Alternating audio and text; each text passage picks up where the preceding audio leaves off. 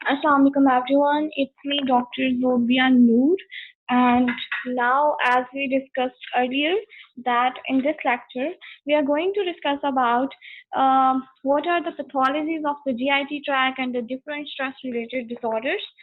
ठीक है, तो चलिए स्टार्ट करते हैं आज की क्लास को। ठीक है, सबसे पहले कल हमने बात की थी कि हमारे पास डिफरेंट पैथोलॉजीज आ जाती हैं इन द केस ऑफ जो है हमारे पास स्ट्रेस से रिलेटेड। ठीक है, स्ट्रेस से रिलेटेड हमारे पास जो है वो डिफरेंट चीज़ें अफेक्ट हो रही हैं, जैसे कि हमारे पास हमारा जो इम्यून सिस्टम है वो बहुत ज़्यादा इफेक्ट हो रहा है। जैसे आप लोग ये देख सकते हैं कि इम्यून सिस्टम जो है वो उसका फंक्शन जो होता है वो क्या होता है, वो डिक्रीज हो जाता है एज कम्पेरेबल टू जब स्ट्रेस जो है वो अप्लाई नहीं हो रहा होता। ठीक है, तो स्ट्रेस जो है वो बेसिकली हमारे इम्यून सिस्टम को जो है वो ग्रेटली इफेक्ट कर रहा है। ठीक है, तो जब हमारा इम्यून सिस्टम जो है वो वीक हो जाता है तो क्या होता है कि बॉडी जो है वो more susceptible to adapt a disease. ठीक है, बॉडी को पैथोलॉजी होना जो है वो बहुत ज़्यादा इजी हो जाता है। ठीक है, तो इम्यून सिस्टम जो है वो हमारी बॉडी का बेसिकली डिजीजेस जो है उनको होने से रोकता है, किसी भी डिजीज को होने से रोकता है। और अगर हम बात करें स्ट्रेस के बारे में, तो स्ट्रेस में हमारा इम्यून सिस्टम जो बैडली इफेक्ट हो रहा है। ठीक है, अब आगे हम बात करते हैं, हमने डाइजेस्टिव डिसऑर्डर्स का देखा कि स्ट्रेस जो है वो डाइजेस्टिव सिस्टम पे भी बैडली इफेक्ट कर रहा है, यानी हमारे जो डिसऑर्डर्स हैं डाइजेस्टिव सिस्टम के वो बहुत ज़्यादा जो है वो स्ट्रेस से रिलेटेड हो रहे हैं। क्या होता है स्ट्रेस के केस में कि हम लोग जो है, कुछ लोग ऐसे करते हैं कि बहुत ज़्यादा खाना स्टार्ट कर देते हैं और कुछ लोग बहुत ज़्यादा कम खाते हैं। So as we all know, excess of everything is bad. So that's why we can consider it a bad thing for everyone. ठीक है, जो इंसान ज़्यादा भी खाएगा वो भी बहुत बुरा है, और अगर कोई इंसान कम भी खाएगा it will lead to weakness of our body, muscle weakness and bone weakness and different things. Okay. तो डाइजेस्टिव डिसऑर्डर जो हैं, डाइजेस्टिव सिस्टम जो है वो भी स्ट्रेस से बैडली इफेक्ट हो रहा है। आगे हम देखते हैं कि हम कैसे हो रहा है। ठीक है, जैसे अगर हम कॉफ़ी वगैरह बहुत ज़्यादा, अगर स्ट्रेस के केस में कुछ लोग ऐसे होते हैं कि वो कॉफ़ी वगैरह लेना बहुत ज़्यादा स्टार्ट कर देते हैं, और उसके अलावा निकोटीन लेना, सिगरेट्स वगैरह लेना। ठीक है, as you guys can show in the picture. तो ये होता है कि जब हम स्ट्रेस में ये चीज़ें करते हैं तो हमारे पास क्या होता है कि हमारा जो स्टमक है उसमें क्या होता है कि अनप्लीजेंट कंडीशंस आ जाती है, यानी हमें कुछ भी अच्छा नहीं लग रहा होता, हमारे स्टमक में जो है वो पेन हो रहा होता है। ठीक है, बर्निंग सेंसेशन से आ रही होती है, सो दैट्स व्हाई। ठीक है, अगर हम बात करते हैं जैसे हमने डाइजेस्टिव सिस्टम की बात की है ना, कि डाइजेस्टिव सिस्टम जो है वो बैडली इफेक्ट हो रहा है स्ट्रेस से। डाइजेस्टिव सिस्टम का काम क्या होता है? डाइजेस्टिव सिस्टम का काम ये होता है कि it is basically involve in the digestion. ठीक है, प्रोसेस ऑफ डाइजेशन में इन्वॉल्व है ये, और जब ये प्रोसेस ऑफ डाइजेशन में इन्वॉल्व है तो स्ट्रेस जब होगा तो इसका काम जो है वो खराब हो जाएगा, तो which leads to indigestive condition, indigestion हो जाएगी। तो स्ट्रेस से जो है वो क्या होती है, वो डाइजेशन जो है वो प्रॉपर्ली नहीं होती, और जो भी मटेरियल हम खाते हैं वो प्रॉपर्ली हजम नहीं होता। ठीक है, डाइजेस्टिव सिस्टम के केस में हमने स्ट्रेस जो है उसका हमने बात की थी कि वो अल्सर से भी डायरेक्टली रिलेटेड है। 60% जो चांसेस हैं अल्सर्स के हो जाने के, वो स्ट्रेस की वजह से हैं। ठीक है, हार्टबर्न की कंडीशंस आ जाती हैं। उसके अलावा स्ट्रेस की वजह से क्या होता है कि जो एसिड प्रोडक्शन होती है हमारे स्टमक के केस में, स्टमक के अंदर एसिड जो प्रोड्यूस होता है उसकी प्रोडक्शन जो होती है वो क्या होती है कि ज़्यादा हो जाती है। ठीक है, हमारे स्टमक के अंदर एसिड प्रोड्यूस होता है but in the normal quantity which our body can bear, and but if the production of the acid increases in our stomach, then it will lead to the sensitivities in the esophagus. Then now we are going to our topic.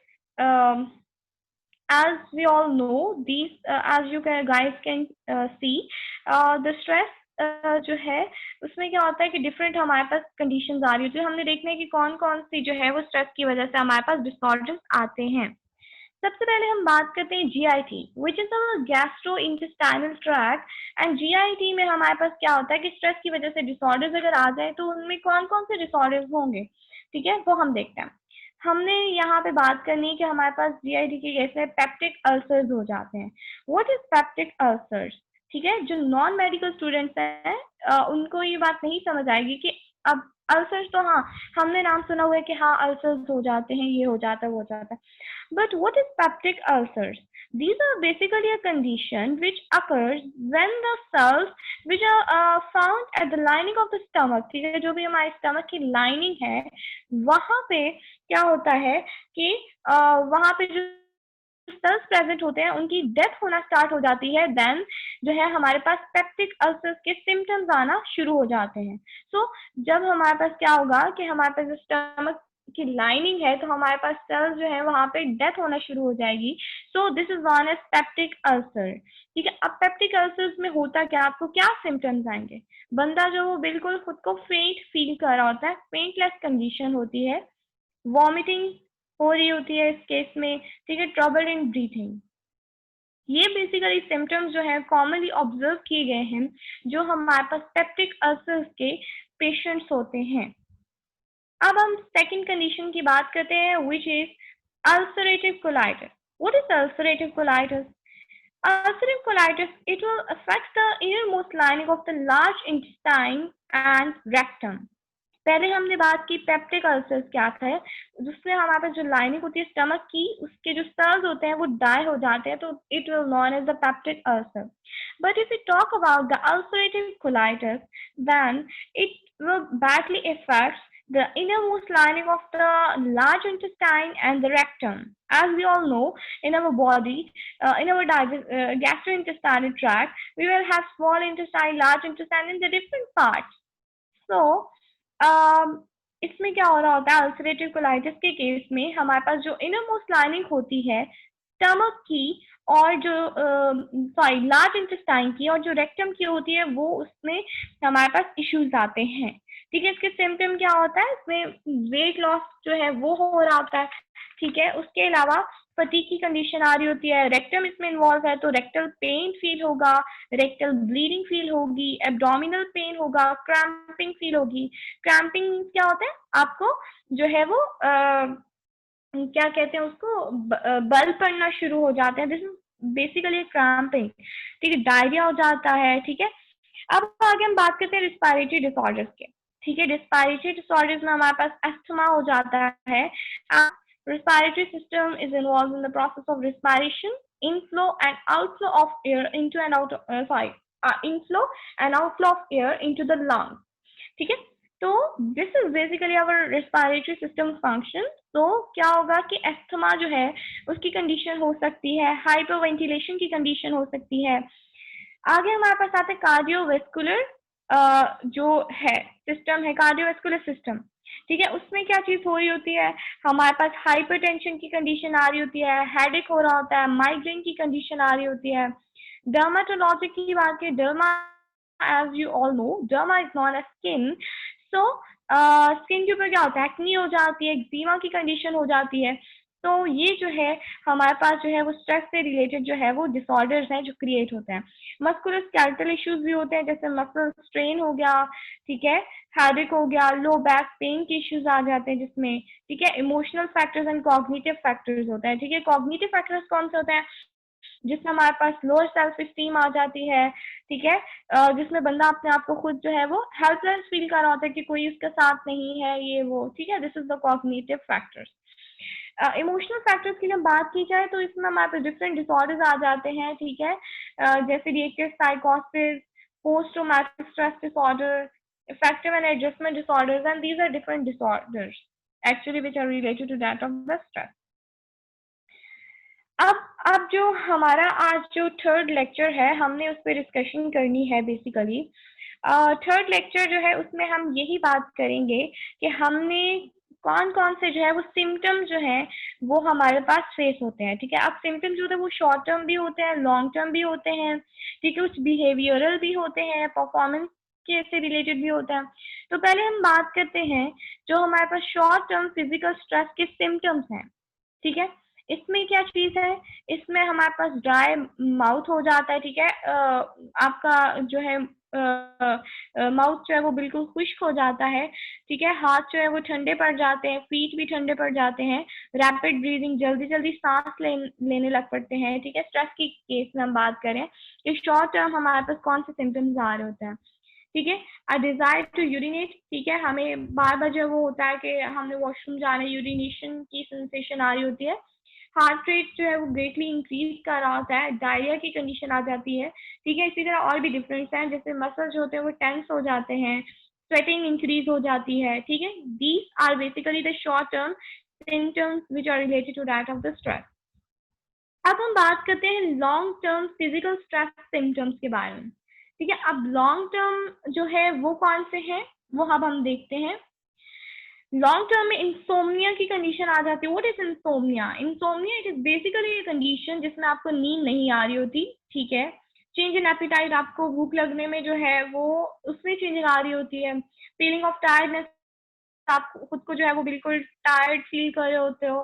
Frequent colds की condition होती है, pen, etching हो रही होती है, ठीक है, etching sensations हो रही होती हैं। उसके अलावा it will also lead to illness, ठीक है। इस जब आप बीमार हो जाते हो स्ट्रेस से लेके, तो this is also symptoms of stress, ठीक है। आगे हम बात करते हैं कि हमारे पास जो है वो बिहेवियर में क्या चीज आती है, ठीक है। बिहेवियरल सिम्टम्स हमारे क्या है वो अब हम देखते हैं। इसमें हमारे पास जैसे हम अगर फॉर एग्जांपल अगर हम खुद को देखें कि क्या होता है कि हमारे बिहेवियर में बहुत ज़्यादा तब्दीलियां आ जाती हैं स्ट्रेस को लेकर। जैसे हम बहुत ज़्यादा जो है वो जल्दी बोलना शुरू कर देते हैं, उसके अलावा ऊंचा बोलना शुरू कर देते हैं, नेल बाइटिंग की कंडीशन आती है, आप अपने नाखूनों को खाना स्टार्ट कर देते हो, एग्रेसिव होना शुरू हो जाते हो, ओवर रिएक्ट करना शुरू कर देते हो। उसके अलावा इमोशनल जो है आप में इमोशनल चेंजेस आ रही होती हैं, ठीक है। तो these are basically the behavioral symptoms which are related to that of your stress, ठीक है। आगे हम बात करते हैं ये हमारे परफॉर्मेंस पे कैसे इफेक्ट करता है। दीज सिम्टम्स में have negative effect on performance, ठीक है। हमारी जो परफॉर्मेंस होगी, जो भी हम काम कर रहे होंगे, उसकी इफेक्टिवनेस को ये कम कर देगा, ठीक है। मोर मेकिंग यू एक्सीडेंट प्रोन, ठीक है। एक्सीडेंट के चांसेस होते हैं वो इंक्रीज हो जाते हैं। आपको भूलना जो है वो बहुत ज्यादा हो जाएगा, आप चीजों को भूल जाओगे। मतलब कि फॉरगेटफुलनेस की कंडीशन आ जाएगी। उसके अलावा आपको ये नेगेटिव कर देगा, पॉजिटिव जो है वो रहना चाहिए लेकिन आपको ये नेगेटिव कर देगा, ठीक है। आपके अपीयरेंस को निग्लेक्ट कर देगा, पुअर जजमेंट, आप कोई भी चीज़ जो है उसको जज नहीं कर पा रहे होगे, ठीक है। बहुत ज़्यादा मिस्टेक्स करना शुरू कर दोगे। उसके अलावा आपकी एब्सेंट जो है वो एब्सेंटिज्म जो है वो इंक्रीज हो जाएगा, ठीक है। आप जो है और भी बहुत सारी चीज़ें जैसे गुड डिसीजंस नहीं ले पाओगे। उसके अलावा आपके मोटर एक्टिविटीज डिस्टर्ब होंगी। उसके अलावा आप जो है वो अपने काम को एंजॉय नहीं कर पा रहे होगे, ठीक है। और आपकी जो पॉजिटिव एनर्जी जो होगी वो बिल्कुल ख़त्म हो जाएगी, ठीक है। और आपको जो है जैसे हमने बात की थी, आपके अंदर नेगेटिविटी आ जाएगी, ठीक है, पॉजिटिविटी आपके अंदर से ख़त्म हो जाएगी, ठीक है। These are basically the symptoms which are related to that of the stress, ठीक है। This is our next topic, stress and stress management in your life. How to stress को हम कैसे मैनेज कर सकते हैं, तो ये हम इंशाल्लाह नेक्स्ट लेक्चर में डिस्कस करेंगे, ठीक है। एंड आई थिंक सो आप लोगों को लेक्चर जो है वो बहुत अच्छे तरीके से समझ आ गया होगा। तो ये बेसिकली हमारे पास सिम्टम्स आज हमने डिस्कस किए हैं और कुछ पीछे से चीज़ों को हमने जो है वो डिस्कस किया है, ठीक है, कि कैसे हमारी बॉडी जो बैडली इफेक्ट हो रही है और क्या क्या चेंजेस आ रही है हमारी बॉडी में, क्या क्या सिम्टम्स हमें ऑब्जर्व हो रहे हैं। एंड मुझे उम्मीद है कि आप लोगों को अच्छे तरीके से लेक्चर जो है वो समझ आ गए होंगे। तो अगर आपको मेरे लेक्चर्स अच्छे लगे, समझ भी आ रहे हैं, then you make sure to subscribe my channel, you have to like my videos and also share with your friends and also comment below the video. Okay, thank you so much. Allah Hafiz. Inshallah we will see you with the next, we will come with the next lecture. Thank you so much. Allah Hafiz.